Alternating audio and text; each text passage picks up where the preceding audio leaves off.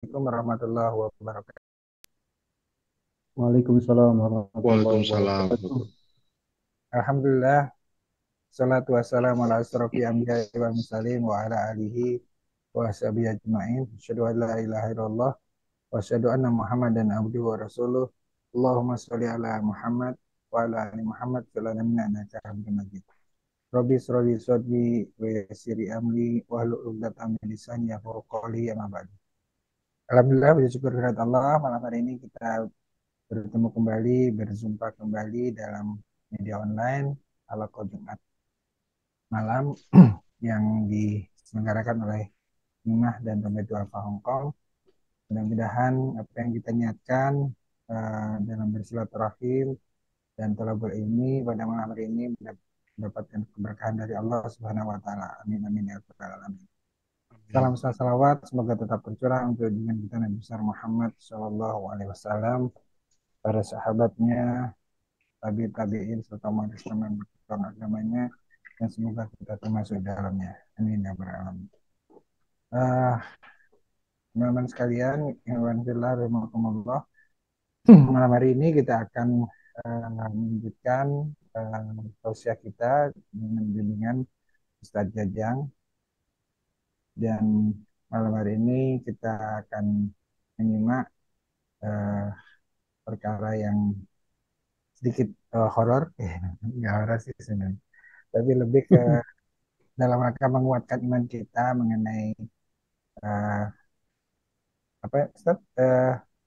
Judulnya kita malam hari ini jerat, jerat, Jejak-jejak iblis. jerat, Jerat-jerat jerat, iblis. jerat, jerat. Ya, tipu daya iblis. Ya, jerat, jerat iblis. Ya, berbagai karena memang iblis sudah meminta kepada Allah bahwa akan menggoda kita, manusia akan digoda, dan Allah mengizinkan iblis untuk menggoda manusia. Dan bagaimana agar kita tidak tertipu daya oleh jerat-jerat iblis, adalah kita coba kita simak paparan dari Ustaz Jajang pada malam hari ini. Dan sebelumnya marilah kita buka dengan bersama-sama membaca basmalah. Bismillahirrahmanirrahim. Selanjutnya Ustaz, Angga dipersilakan untuk menyampaikan materinya. Ya, Bismillahirrahmanirrahim. Assalamualaikum warahmatullahi wabarakatuh. Waalaikumsalam. Waalaikumsalam warahmatullahi wabarakatuh. Alhamdulillah wassalatu wassalamu ala Rasulillah wala haula wala quwata illa billah. Amma ba'du. A'udzu bikalimatillahi tammati min syarri ma khalaq. A'udzu bikalimatillahi tammati min kulli syaitanin wa hamma wa min kulli 'ainin lamah. Allahumma afina fi abdanina, Allahumma afina fi asma'ina, Allahumma afina fi absarina. Bapak-bapak yang saya hormati, Alhamdulillah bersyukur pada Allah Subhanahu wa Ta'ala. Malam hari ini kita bisa bertemu di edisi ketiga bersama saya di Halaqah Pekanan. Mudah-mudahan Allah senantiasa memberikan banyak pahala kepada kita. Niat thalabul ilmi, silaturahim ini, dan kita bisa mengamalkan apa yang kita dapatkan di malam hari ini. Salawat dan salam senantiasa tercurah kepada junjungan kita Rasulullah Muhammad Sallallahu Alaihi Wasallam yang telah menyelamatkan umat manusia dari jahiliyah yang penuh dengan kebodohan sampai kepada cahaya keislaman yang penuh dengan ilmu pengetahuan. Materi kita pada malam hari ini ya sesuai background Pak Adi ya. Misteri Gunung Merapi kayaknya tuh ya. Misteri Gunung Merapi. Oke. Saya share dulu materinya. Oke. Pak Ghazali ada di situ kan? Hadir kan? Belum datang? Ini pendekar Bukit Manoreh yang Ya, diwawancarai sepertinya. Ya. Oh gitu. Baik, Bapak semuanya, masih dalam rangkaian tazkiyatun nafs ya. untuk mensucikan jiwa kita, mensucikan diri kita ini banyak godaan ya, banyak rayuan, banyak tantangan. Salah satunya adalah ya dari musuh kita yang paling nyata ya. Inna syaitana kana lakum aduwwan mubina ya. Maka materinya adalah bagaimana kita bisa memahami perangkap tipu daya jerat setan, jerat iblis ini sehingga kita bisa menghindarinya, ya, bisa ketika terkenal bisa melawannya dan kita bisa terus melakukan proses pensucian jiwa kita ini. Ya. Insya Allah saya nggak lama, berikutnya nanti mungkin kita sharing-sharing saja ya. Pak Ghazali ada di kamar? Assalamualaikum. Sudah itu, sudah masuk. Pak Ghazali, Pak Haji Ghazali di kamar ya? Iya, iya. Saya di sebelah nih. Mau gabung aja sini. Gak apa-apa, biar kelihatan penuh. Ya, oke. Kita awali dengan ayat ini ya. Surat Al-A'raf ayat 16 sampai 17 ya.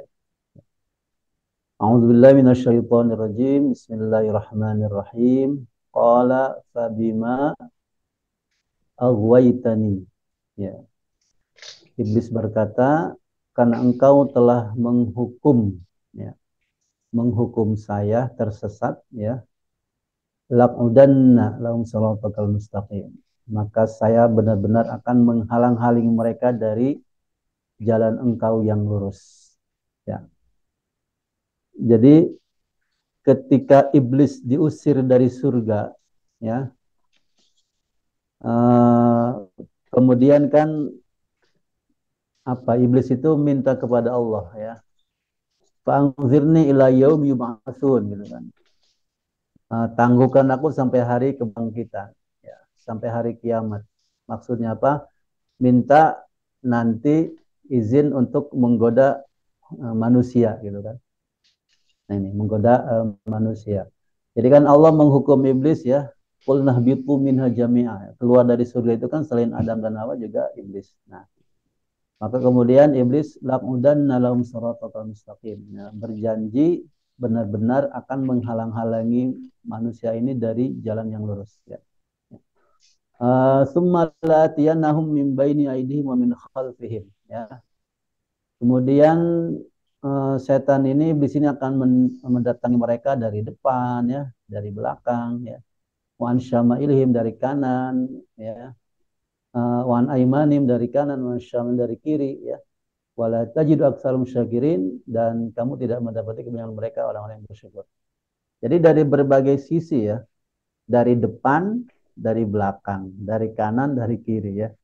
Ini bisa kita rasakan ya ketika kita di sini misalnya ya, naik kereta, naik bus gitu kan, lagi jalan di pasar, di mana, di mall ya, di depan kita ada jeratan gitu kan, di belakang nengok ke belakang juga sama, ada pemandangan yang kurang menarik, noleh ke kanan ada juga pemandangan yang kurang menarik, noleh ke kiri ada juga pemandangan kurang yang berbahaya buat diri kita misalnya gitu.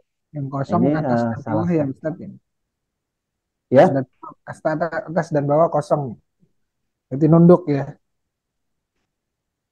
Kenapa? Atas dan bawah kosong ya. Ini depan belakang. Iya, Berarti atas dan nunduk bawah ya, kosong. aman. Jadi Nunduk kalau nggak aman. lihat ke langit, lihat ke bawah. Tapi lihat ke bawah juga ada kaki ya, berwarna kaki mengkilat orang lain. Ya. Jadi memang dari berbagai penjuru ya, bagaimana iblis ini bisa menyesatkan manusia ya. Dia mencari pengikut, setan ini mencari anggota ya, mencari pengikut, mencari anggota. Oke.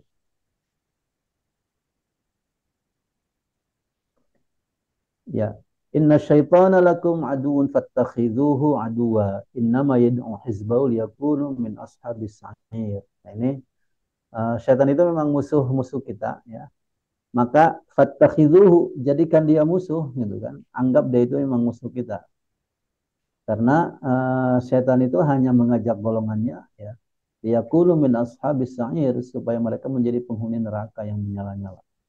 Nah, ini penguatan dari ayat-ayat Al-Quran, bagaimana setan ini, ya, setan ini luar biasa, berusaha untuk terus menggoda kita, menggoda manusia dengan berbagai cara dari berbagai sisi dan ya dengan segala macam lah penjuru. Ini karena dia butuh ashab, ya, butuh butuh atba, butuh pengikut, butuh eh, apa ya, anak buah gitu kan, butuh teman sehingga bisa melaksanakan apa yang diinginkan oleh setan. Nah, itu memang target akhir adalah bagaimana manusia mengikuti setan. Ketika sudah mengikuti, setan mengatakan ana bariun minka. Aku terbebas, ya.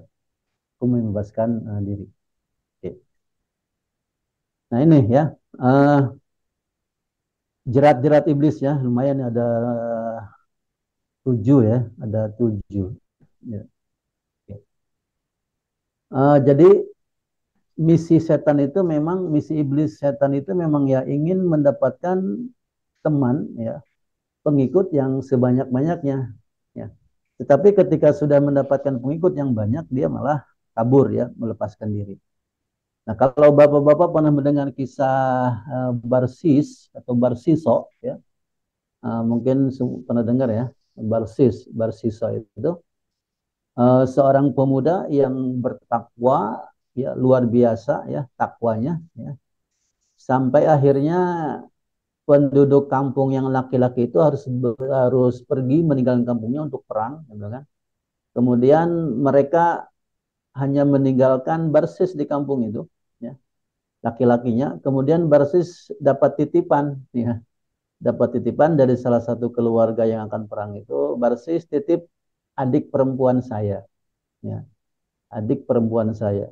Berarti kan masih gadis kan itu, ya. Mereka titipkan ke Barsis karena yakin pasti Barsis tidak akan macam-macam, dikenal dengan ketakwaannya, kesolehannya, ya. Tetapi kan ternyata datanglah setan, kan, bisikin ke Barsis, gitu kan. Barsis, kamu kan dapat amanah tuh jagain tetangga kamu itu yang gadis itu. Masa kamu nggak pernah ngelihat dia, gitu kan? Kamu masa nyuekin dia terus, gitu kan? Ya sekali-kali liatin, gitu kan, liatin dari pintu jendela rumah kamu ada nggak dia, gitu kan, lagi bersih-bersih enggak, lagi jemur pakaian enggak, gitu kan. Coba liatin, gitu kan. Cuma liatin doang kok nggak bakalan dosa kan. Ya. Nah, rupanya tergoda, maka besok paginya dia mulai ngintip-ngintip tuh kan. Oh ada gitu. Oh lagi nyapu, oh lagi di pekarangan misalnya. Kemudian beberapa hari kemudian datang lagi setan, ya, untuk kedua kalinya. Barsis, eh, masa sih cuma gitu doang, cuma ngintip doang, gitu kan? Ya, ya sekali-kali kamu datang ke rumahnya, assalamualaikum, nyapa, apa kabar, ya sehat nggak, takut dia sakit, gimana kabarnya, ya. Cuma gitu doang kan nggak dosa kata setan kan, gitu ya. Nah, dirayu begitu, akhirnya Barsis ikut lagi kan, besoknya ke rumahnya seperti itu, ya. Walaupun dari luar, assalamualaikum, gitu kan, mungkin kalau nyapanya itu apa kabar, sehat nggak, udah makan belum, gitu. Selesai dia pulang. Minggu berikutnya setan datang lagi untuk kali ketiga, ya. Barsis, dia itu kesepian, sendirian. Dia perlu teman curhat, teman ngobrol. Kamu datang ke rumahnya, masuk, ngobrol di ruang tamu, nggak usah deket-deketan, jauh-jauhan aja, gitu. Ya, sekedar ngobrol gitu kan nggak dosa, gitu kan kata setan kan, gitu.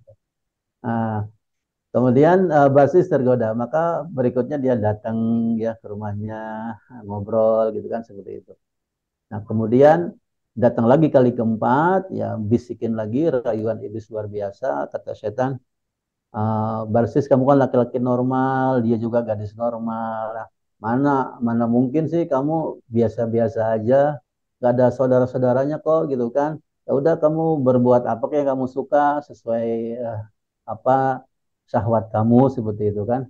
Kamu kan orang yang bertakwa, gitu kan. Ya berbuat salah sedikit gak apa-apalah kan, pahala kamu masih banyak, gitu kan. Gitu.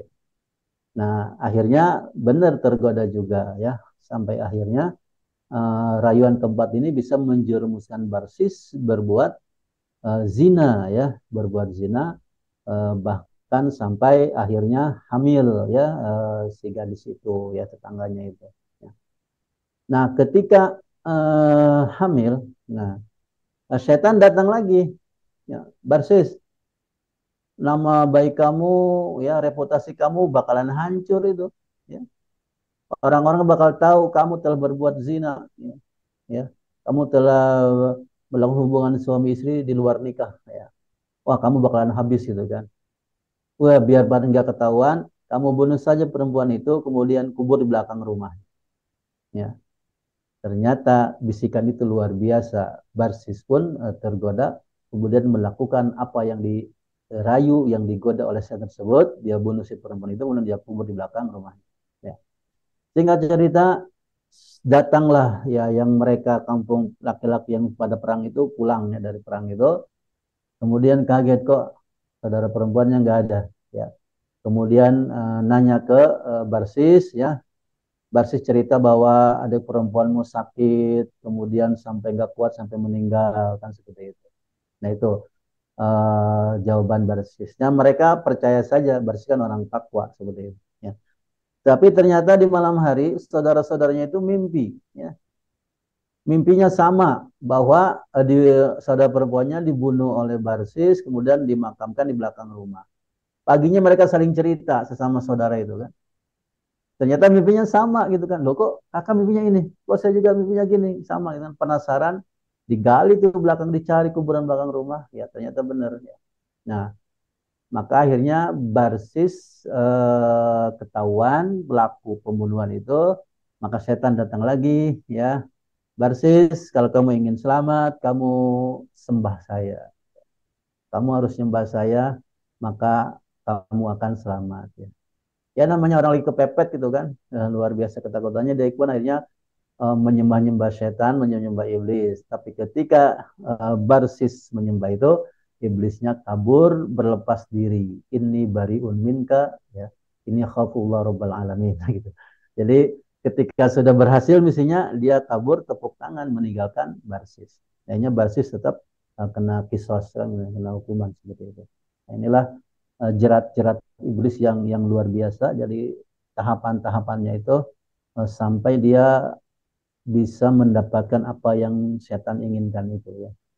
Maka nauzubillah, kita selalu berlindung kepada Allah dari segala macam godaan, gangguan, rayuan setan atau iblis.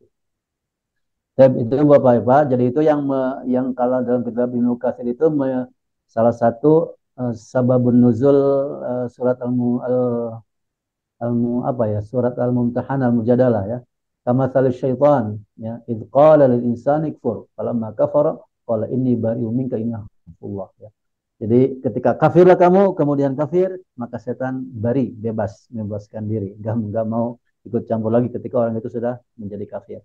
Nah, itulah katanya itu terkait dengan cerita kaitannya dengan cerita Barsis itu salah satu contohnya. Nah, ini jadi nauzubillah, semoga Allah melindungi kita dari tipu daya jerat-jerat iblis ini yang luar biasa. Oke, ada 7 ya. Yang pertama jerat syirik kafir, jerat bid'ah, jerat al-kabair dosa besar, jerat dosa kecil, jerat mubah yang boleh-boleh saja, jerat amalan tidak utama, dan juga jerat gangguan. Oke, kita bahas satu-satu. Jerat syirik atau kafir ya.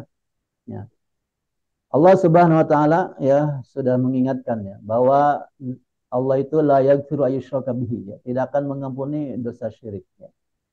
Nah, dosa syirik yang dibawa sampai sakaratul maut, nah itu tidak akan Allah ampuni. Maka sebelum sakaratul maut tiba, ya, seseorang yang pernah berbuat syirik kepada Allah ini harus segera bertobat minta ampun kepada Allah Subhanahu wa taala.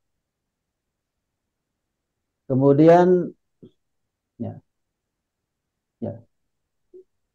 Ini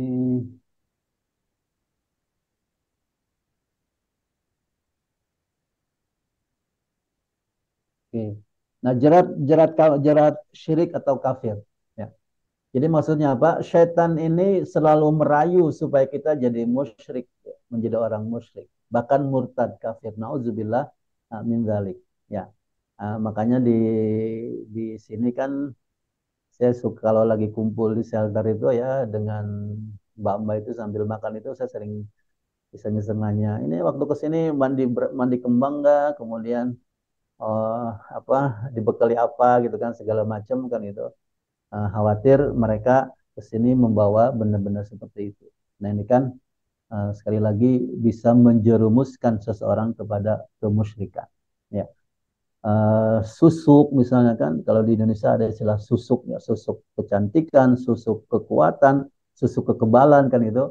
Orang percaya kepada itu ya, misalnya seorang artis itu kan atau siapapun supaya seorang pejabat supaya kekal jabatannya nggak pernah diganti gitu kan, atau bahkan mungkin pemain bola gitu kan supaya gocekannya oke dia pasang susuk di kakinya dan segala macam lagi. Pedagang juga sama punya jimat panglaris misalnya. Nah ini jerat-jerat setan bagaimana seseorang bisa berbuat syirik ya, berbuat musyrik atau bahkan nauzubillah sampai kafir sampai murtad.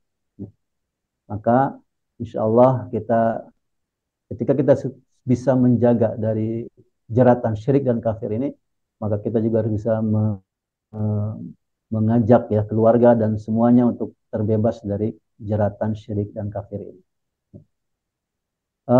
Kemudian yang kedua adalah jeratan bid'ah. Ya. Jeratan bid'ah. Ya. Bid'ah ini sesuatu yang dalam hadis Aisyah ini ya, diceritakan bahwa man ahdatsa fi amrina hadza ma laysa minhu fa huwa raddun ya. Siapa yang membuat amalan baru dalam urusan agama ya yang tidak kami contohkan bahwa raddun maka hal itu tertolak. Ini. Jadi membuat-buat sesuatu yang baru ya yang tidak dicontohkan oleh Rasulullah Sallallahu Alaihi Wasallam ya. Bid'ah ya, bid'ah itu katanya baru. Nah misalnya sholat kan 5 waktu gitu kan, kemudian ada yang bilang cukup 3 aja lah gitu kan, siang itu berarti zuhur asar itu kan disatukan aja gitu kan, kemudian maghrib isya disatukan sama subuh jadi cukup 3 kali sehari gitu kan. Nah itu kan bid'ah ya. Kemudian sholat subuh 2 rakaat dia tambah jadi 4 ya, atau misalnya subuh 2 dia kurangi tinggal 1 misalnya ya. Jadi menambah yang Rasul memang tidak mencontohkan. Nah, ini dalam urusan akidah, dalam urusan ibadah kan gitu ya, dalam urusan ibadah. Tapi dalam urusan dunia ya, dalam urusan dunia memang bid'ah, tetapi bid'ah dalam arti bahasa saja satu yang baru ya. Tapi secara pelanggaran syariat enggak, karena Rasul juga sudah mengarahkan kepada para sahabat saat itu, antum a'lamu bi umuri dunyakum. Kalian lebih tahu tentang urusan dunia kalian. Nah, maka nggak ada bid'ah ketika di masjid pakai mikrofon, pakai speaker gitu kan. Di Indonesia mungkin sampai sekarang yang saya tahu beberapa laporan ada kiai di kampung di pelosok masih mengharamkan speaker, mengharamkan mikrofon, alasannya bid'ah kan seperti itu ya. Nah ini kalau masalah duniawi kan kata Rasul silahkan kalian lebih tahu ya. Termasuk juga mungkin apa transportasi, handphone dan sebagainya zaman Rasul nggak ada. Itu semuanya memang bid'ah, tapi bid'ah dalam urusan duniawi dan itu dibolehkan. Nah, yang jeratan iblis ini adalah bagaimana kita bisa menambah-nambah atau mengurang-urang ya amalan, ibadah, akidah dan itu akhirnya menjadikan kita tersesat. Itulah target iblis ya, target setan bagaimana kita manusia ini bisa melakukan perbuatan-perbuatan bid'ah yang itu jelas-jelas kalau bertentangan dengan sunnah Rasulullah SAW maka amalannya akan ditolak. Kemudian yang ketiga jerat al-kabair, ya. Jerat al-kabair, ya. Mana tadi ini nih. Al-kabair ini dosa besar ya. La tattabi'u khutuwati syaitan ya.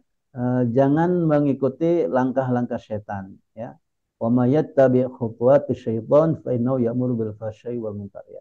Karena jelas setan itu menyuruh perbuatan keji dan mungkar. Nah ini keji dan mungkar. Nah ini kan ketika kita melakukan perbuatan keji, bukan kemungkaran. Nah ini bisa nauzubillah nanti terjerat melakukan perbuatan yang dosa-dosa yang besar ya, pembunuhan gitu kan, eh, perzinahan gitu kan, makan harta riba gitu kan, eh, dan dosa-dosa besar lainnya, durhaka kepada orang tua, nauzubillah min dzalik gitu kan. Nah ini jeratan-jeratan lewat dosa besar. Nah itu setan akan terus berusaha merayu dan menggoda kita sampai kita masuk jeratannya.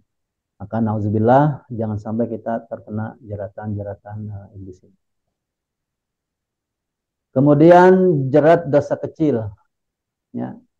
Nah ini kalau jeratan dosa besar eh, biasanya begitu melakukan kan langsung terasa gitu kan. Kalau kecil kadang orang nggak terasa gitu kan. Ya. Innakum la ta'maluna amalan hiya adaqqu min a'yunikum minasyari ya.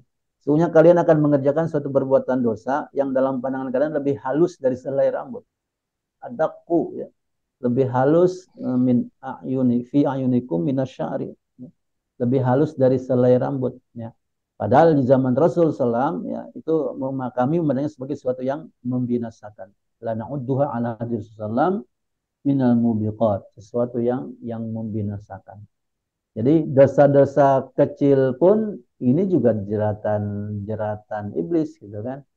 Tetap berlaku kan, sedikit-dikit lama-lama jadi bukit kan gitu. Nah, iblis setan juga sama gitu kan.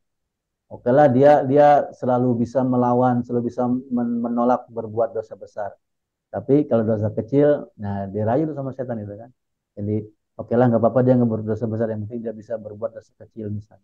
Kan kecil-kecil dikit-dikit lama-lama jadi bukit kan. Nah ini kadang dosa-dosa kecil inilah yang kadang kita menyepelekan gitu kan, nggak sadar lama-lama akhirnya menumpuk. Nah makanya pentingnya kita segera atbi'is sayyi'atal hasanata ya. Segera mengikutkan kebaikan ya. Setiap kita berbuat kejahatan. Setiap dosa segera kita taubat ya.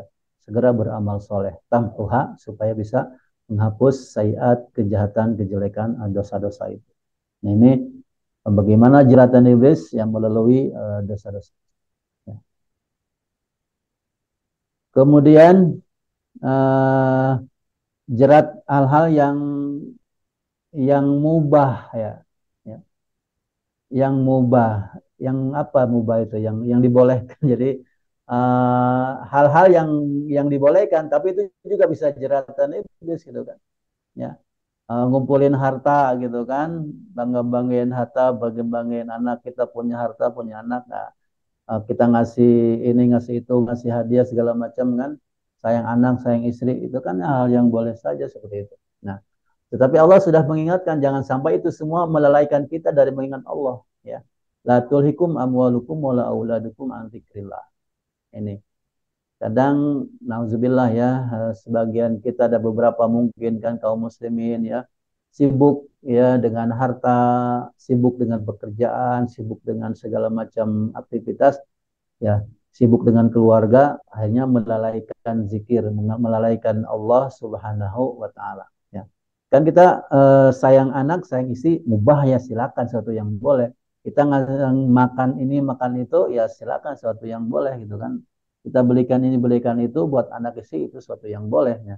Tapi jangan sampai akhirnya terjebak oleh jeratan iblis ini. Itu apa? Puncaknya sampai akhirnya kita melalaikan zikrullah, melalaikan Allah Subhanahu wa taala. Seperti itu. Nah, ini dipastikan hal-hal yang mubah ya, hal-hal yang remeh, yang sepele saja kadang bisa menjerat kita ya. Kemudian lalai ya, lalai dari mengingat Allah, lalai dari ibadah kepada Allah Subhanahu wa taala. Kemudian yang berikutnya ya, jerat godaan ya. Ya. Jadi dalam diri kita ini kan salah satu tempat tinggal setan itu ada di diri kita ya. Inna syaitan yajri minal insan majrad dam. Ya. Setan itu berjalan dalam diri manusia mengikuti aliran darah, majrad dam. Ya. Oleh karena itu aku takut setan akan melontarkan suatu tuduhan atau membisikkan suatu kejahatan di dalam hati kamu. Nah, ini yang dikenal dengan dalam dunia jin itu namanya jin qarin. Ya. Jadi setiap kita ini kata Rasul punya qarin dari kalangan jin. Ya. Termasuk Rasulullah Shallallahu Alaihi Wasallam. Ya. Ketika sahabat nanya, termasuk engkau ya Rasul? Ya, termasuk aku. Tetapi aku mah kata Rasul menaklukkan jin korin saya mah kata Rasul bisa diislamkan. Akhirnya apa? Rasul selamat gitu kan dari bisikan kejahatan di dalam hati. Nah, makanya Rasul itu kenapa maksum ya, terjaga dari maksiat dan dosa karena jin korinnya sudah Islam. Nah, selain Rasulullah SAW, jin korinnya itu nggak bakalan bisa kita islamkan. Ya, dan tugasnya apa? Tugasnya hanya satu, membisikkan, ya, membisikkan hal-hal yang negatif, ya. Jadi dia merayu, membisikkan supaya kita tidak taat, supaya kita tidak beramal soleh. Tugasnya itu aja. Jadi jin korin itu mungkin kembaran kita lah, persis ya kembaran kita seperti itu. Nah ini menggoda, merayu tugasnya, membisikkan kemaksiatan. Tapi kalau untuk membuat fisik kita sakit, kesurupan segala macam itu nggak bisa. Nah itu nggak bisa. Jadi kalau ada yang kesurupan itu bukan jin korin, itu jin yang non job gitu ya, jin dari luar yang nggak punya kerjaan kemudian masuk ke tubuh manusia. Nah, jadi jin korin ini tidak bisa dikeluarkan, tidak bisa diruqyah ya, dia hanya bisa kita lawan, minimalisir godaan dan rayuannya. Ya. Kan manusiawi ya, kita ini kan kadang ada dua bisikan ya.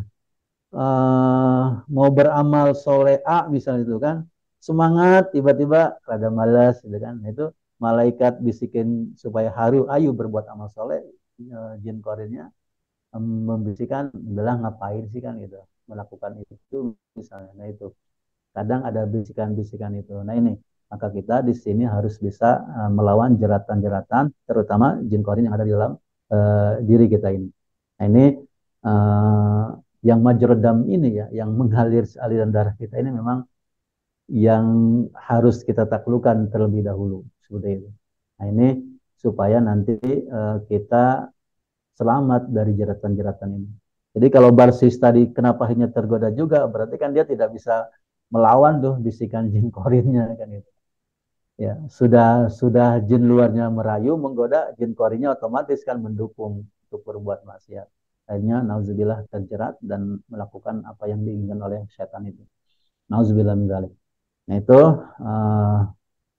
Bapak-bapak, wallahu a'lam bishawab, jeratan-jeratan iblis ya yang harus kita jaga, kita kita lawan, kita hadapi ya dengan pertolongan Allah, mudah-mudahan dimudahkan sehingga kita selamat dari segala macam rayu, tipu daya, jeratan-jeratan atau istilahnya apapun dari iblis ini, dari setan ini sehingga kita bisa maksimal beraktivitas beramal soleh ya, beramal soleh. Baik, demikian pemaparan dari saya. Terima kasih, semoga bermanfaat. Wallahu a'lam bishawab. Assalamualaikum warahmatullahi wabarakatuh. Waalaikumsalam warahmatullahi Wabarakatuh. wabarakatuh. Ustaz.